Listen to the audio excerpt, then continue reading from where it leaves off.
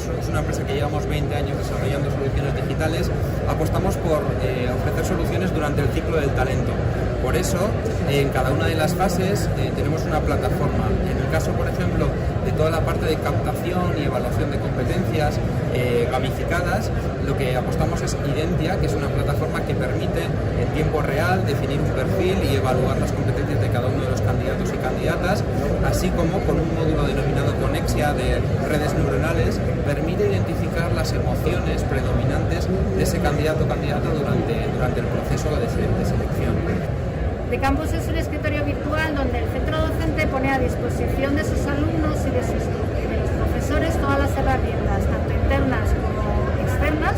del centro a su disposición. De esa manera hace mucho más fácil la vida del alumno y del profesor, que pueden acceder directamente con un clic a la clase que les toque también, porque tiene sistema de videoconferencia, donde pueden dar las clases online.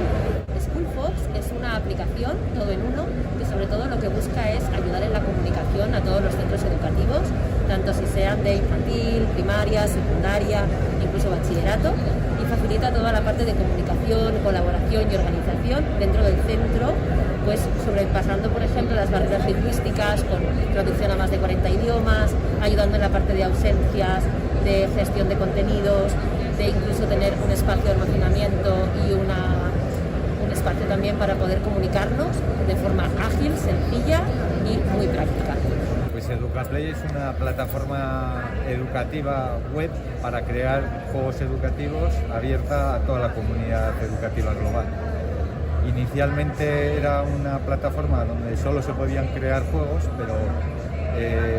el objetivo no es que se creen solamente los juegos y los profes se los descarguen y los utilicen,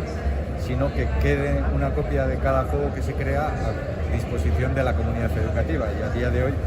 hay más de 5 millones de juegos educativos pues, disponibles para que cualquier alumno o cualquier profesor pueda utilizarlos para gamificar su clase y hacerla más divertida.